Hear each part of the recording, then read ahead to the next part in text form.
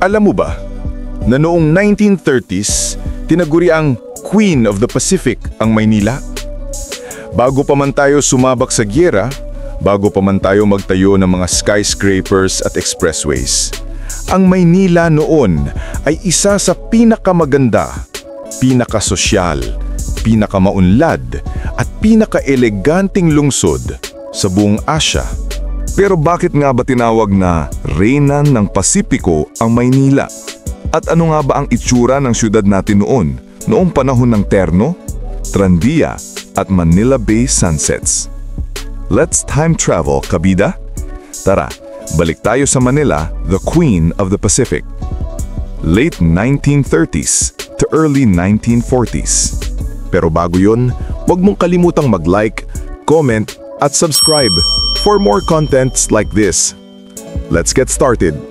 Ang dekadang ito ay panahon ng bagong simula para sa Pilipinas. Nagsisimula pa lang ang self-governance at under pa tayo ng Amerika noon. Ang tawag nga sa pamahalaan natin ay Commonwealth Government, kung saan unti-unti nang binabalik sa mga Pilipino ang kapangyarihan na mamuno sa sarili nilang bansa. At sa gitna ng lahat ng ito, nakatayo ang Maynila bilang sentro ng kalakalan, kultura at karangyaan. Kumbaga, ito ang New York of the Orient.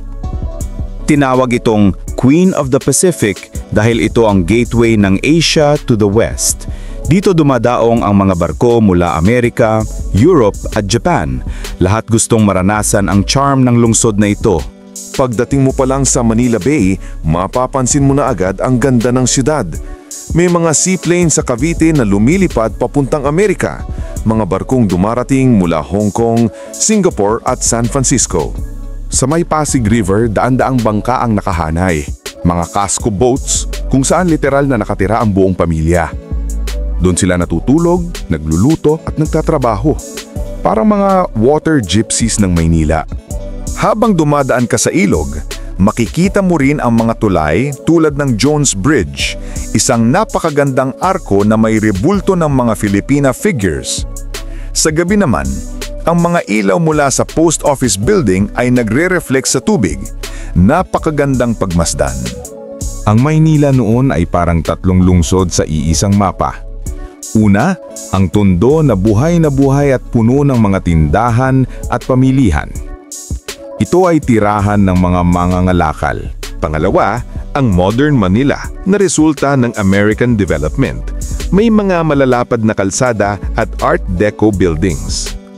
At syempre, ang Intramuros. Ito ang walled city ng mga Kastila na itinayo pa noong 1500s. Punong-puno ng kasaysayan at simbahan. Pagpasok mo sa loob ng Intramuros, para kang bumalik sa Espanya. May mga lumang bahay na may kapis windows, karwaheng dumadaan sa makitid na daan, at mga batang naglalaro sa lilim ng mga pader. Dito rin makikita ang Manila Cathedral na itinayo muli sa Byzantine style at ang mga simbahang gaya ng San Agustin at San Francisco, testamento ng pananampalatayang iniwan ng mga Kastila. At syempre, hindi natin pwedeng kalimutan ang mga dalagang Manilenya. Nakasuot ng terno na gawa sa pinya fabric, isang telang hinabi mula sa hiblaneng pinya na sinasabing isa sa mga pinakamahal na tela sa buong mundo. Sa luneta o sa eskolta, makikita mo silang nakangiti, may dalang pamaypay at laging eleganteng tingnan. Kaya nga't sabi ng mga banyaga, Filipinas are among the most beautiful women in the East. Isa rin sa mga pinaka-iconic na lugar noon ay ang Eskolta, ang Wall Street ng Pilipinas, para itong Makati Avenue o BGC ng 1930s. Dito matatagpuan ang mga department store, bangko at opisina. Ang mga kalesa, kotse at tao sabay-sabay sa masiglang kalye ng Eskolta. Sa kabilang panig naman, naroon ang Rizal Avenue, na ipinangalan sa ating pambansang bayani si Dr. Jose Rizal. Isa ito sa mga pinaka-busy na daan sa buong Maynila. Nandyan din ang Luneta Park kung saan nagre-relax ang mga pamilyang Pilipino tuwing linggo. May banda sa bandstand, mga bata sa damuhan, at mga magkasintahang nagpipiknik habang tanaw ang Manila Bay sunset. Hindi din mawawala ang Jones Bridge. na dinadaanan ng mga tranvia, ang unang public transportation system sa Manila. Isang tram na dumadaan sa gitna mismo ng kalsada. Ito'y ginagamit noong late 1800s hanggang 1930s, bago pa magkaroon ng jeepneys at buses. May mga linya ang tranvia na dumadaan sa Escolta, Intramuros at Paco. Sa Ermita at Malate naman nakatira ang mga artista, diplomats at mga mayayamang pamilya. May mga bahay na Art Deco style, may mga hardin at mga eleganteng hotel tulad ng Manila Hotel. Isa sa mga pinakasosyal at pinaka-advanced na hotel sa Asia noong panahon na yon.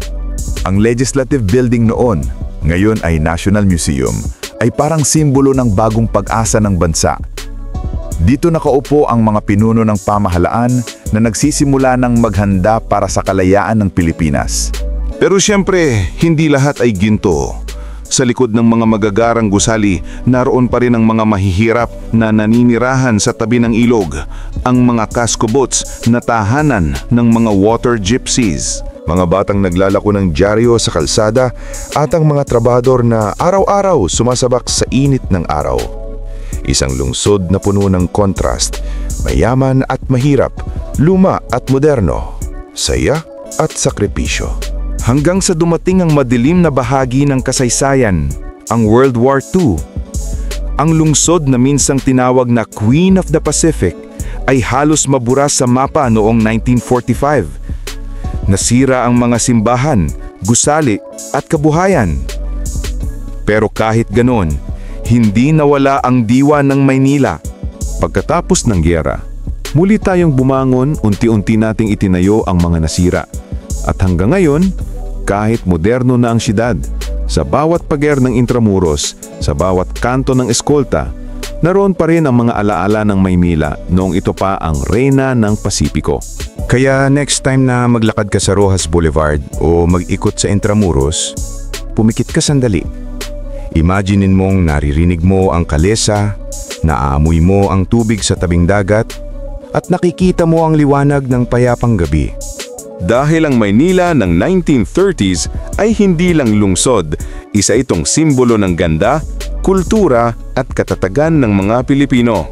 Ito ang Manila, the Queen of the Pacific, late 1930s to early 1940s. Kung nag-enjoy ka sa video ito, huwag kalimutang mag-like, share at subscribe for more contents like this. Salamat sa panonood! Hanggang sa muli, kabida!